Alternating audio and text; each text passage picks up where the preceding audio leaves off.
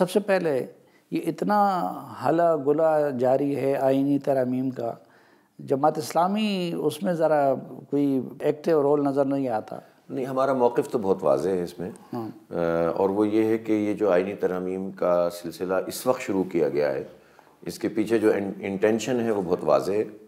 پہلی انٹینشن یعنی مرحلہ وار ہے نا، کہ پہلی چیز تو یہ تھی کہ چیف جسٹس صاحب موجودہ برقرار رہیں، اور دوسری یہ تھی کہ جو چیف جسٹس بنانے کا طریقہ کار ہے وہ بھی ان کے ہاتھ میں رہے۔ تو اسی طرح سے پھر اور بہت ساری چیزیں تھیں جو انہوں نے آئینی عدالت اور یہ ایک پیکیج بنا لیا۔ بلکہ آپ کو یاد ہوگا جب یہ پہلی مرتبہ رات کے اندھیرے میں آنے جا رہی تھی تو آخری گھنٹوں تک بھی کسی کو نہیں پتہ تھا کہ وہ مسودہ ہے کیا۔ یعنی ویسے تو پارلیمنٹ کی بالادستی کی بات کرتے ہیں، لیکن بات یہ ہے کہ اس پارلیمنٹ کو پہلے سے بتایا ہی نہیں کہ مسودہ کیا آ رہا ہے، بس یہ بتایا کہ کس کو ہاں کرنی ہے اور کس کو کیا کرنا ہے۔ تو ظاہر ہے وہ چیز تو فلاپ ہو گئی۔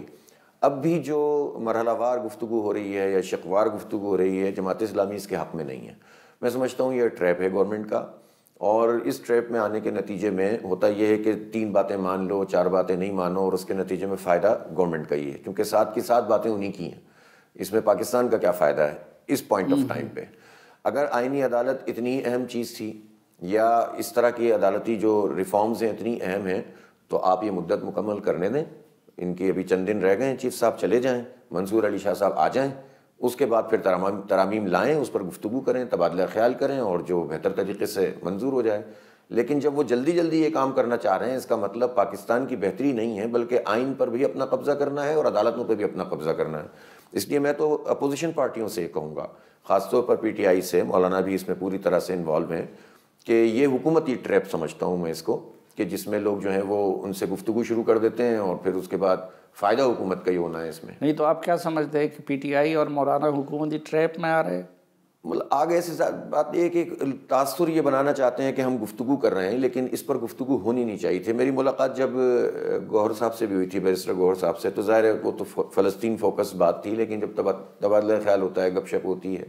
وہاں بھی ہم نے ان سے یہ بات کہی تھی، اور یہ بات سمجھ میں بھی آتی ہے کہ اس وقت انگیج کرنے کا مطلب یہ ہوتا ہے کہ آپ کچھ نہ کچھ ان کی مان لیں گے آخر میں۔ اچھا، اب جو یہ مسئلہ پیدا ہو گیا ہے کہ خرید و فروخت شروع ہو گئی ہے اور لوگوں پر ٹارگٹ کرنا شروع کر دیا، اور ظاہر بجا طور سے پی ٹی آئی اور جے یو آئی اس میں شکایت کر رہی ہے، لیکن میرا یہ سوال ضرور موجود ہے تمام پولیٹیکل پارٹیز سے، یہ جب یہ خرید و فروخت ہوتی ہے تو خریدنے والے تو ظاہر حکومت کے لوگ ہوتے ہیں، یا حکومت جن لوگوں کے ذریعے سے یہ کام کروا رہی ہوتی ہے، یہ فروخت ہونے والوں کی بھی تو کوئی ضمیر ہوتا ہے۔ وہ کون سی چیز ہوتی ہے کہ جس پر وہ مجبور ہو جاتے ہیں؟ اب وہ یہ کہتے ہیں کہ جناب ہم پر دباؤ ہوتا ہے، ہماری فیملی کا دباؤ ہوتا ہے، تو جو نہیں بکتے ان پہ بھی تو دباؤ ہوتا ہے نا، لیکن نہ بکنے والے تو دباؤ کا سامنا کر لیتے ہیں۔ تو اس کا مطلب یہ ہے کہ محض دباؤ نہیں ہوتا، مراعات بھی ہوتی ہیں۔ تو یہ پارٹیوں کو بتانا چاہیے کہ ہماری پارٹی کے اتنے لوگ مراعات حاصل کرنے کے لیے بک گئے، تاکہ اگلی مرتبہ جب لوگ ووٹ کاسٹ کریں تو اس پارٹی کے بارے میں سوچیں کہ جس کو ووٹ دینے جا رہے ہیں ان کے لوگ ہی بک جاتے ہیں۔ تو اس لیے یہ کہہ کر جان نہیں چھوڑائی جا سکتی، بلکہ اس میں پھر پارٹیاں کیا کرتی ہیں، خود ہی آپس میں طے کر لیتی ہیں کہ کام تو وہ کرنا ہے اس لیے کہ پریشر اوپر سے ہے،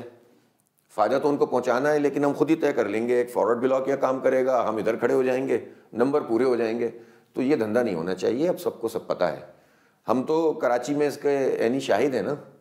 کہ جب میئر کا انتخاب بالآخر اس نہج پہ آ گیا، ہم نمبر 1 پارٹی بھی بن گئے، ووٹ بھی لے لیے، سب کچھ ہو گیا،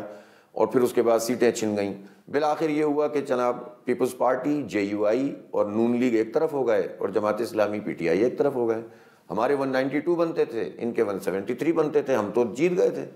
لیکن 32 لوگ پی ٹی آئی کے نہیں آئے۔ ہم نے تو نہیں کہا کہ بک گئے، اس لیے کہ بہرحال جب تک اپنی آنکھ سے نہ دیکھے آدمی یہ کہنا مناسب نہیں ہوتا، لیکن 30 آئے بھی تو تھے، اس میں خواتین بھی شامل تھیں۔ تو 32 اگر نہیں آئے تھے تو اس کا مطلب یہ ہے کہ آدھی پارٹی کسی بھی جگہ پر اسٹینڈ لینے کے لیے تیار نہیں تھی۔ تو اس لیے پارٹی کو یہ ذمہ داری قبول کرنی چاہیے۔ 4 لوگوں کو بلیم کر کے کہ وہ نالائق ہیں، وہ بک گئے، وہ فلاں ہو گئے، یہ کہہ کر پارٹی جان نہیں چھوڑا سکتی۔ اچھا، مولانا کا جو رول ہے اس معاملے میں،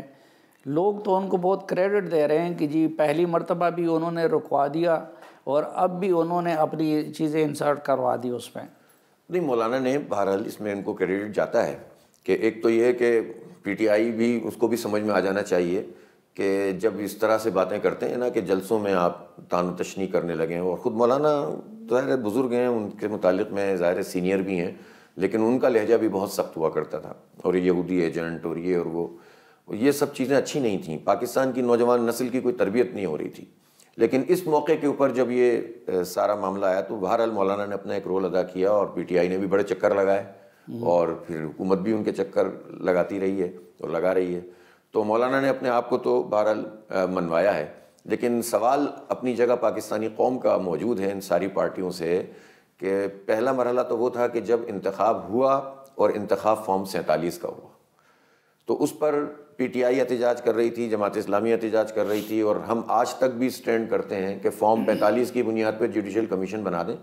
اور فارم 45 منگواتے جائیں اور فیصلے کرتے جائیں، دودھ کا دودھ پانی کا پانی ہو جائے گا۔ سب سے بڑی بینیفیشری جو ہے نا اس میں بنے گی پی ٹی آئی دستبردار ہو گئی۔ اچھا، اس میں جو جے یو آئی کا موقف تھا وہ ہماری سمجھ میں نہیں آ رہا تھا، اس لیے کہ جے یو آئی کو دھاندلی کی شکایت کس سے تھی؟ ظاہر جے یو آئی نمبرز میں بھی پی ٹی آئی سے ہاری تھی نا، جیسے جماعت اسلامی ہاری تھی، ظاہر ہم نے جو ہاری تھی تو ہاری تھی، جہاں جیتی تھی وہاں جیتی تھی، تو ہم نے تو اس کو قبول کیا۔ شکایت پھر بعض اوقات یہ پیدا ہو جاتی ہے لوگوں کی کہ اس کو کیوں جتایا اور ہمیں اتنا کیوں نہیں جتایا،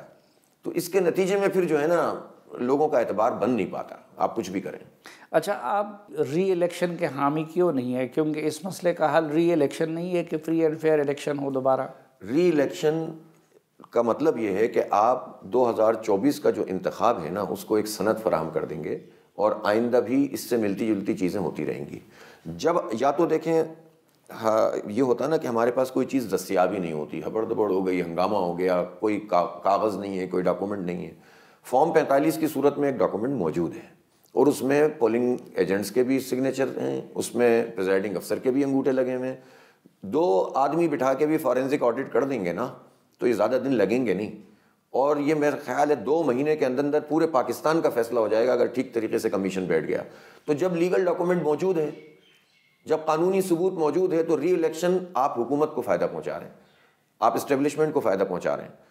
دیکھیں ری الیکشن میں کیا نیا ہو جائے گا، اب جن لوگوں نے فارم 47 کی بنیاد پر یہ کام کیا تو آپ کے خیال میں وہ چھٹی پہ جا رہے ہیں؟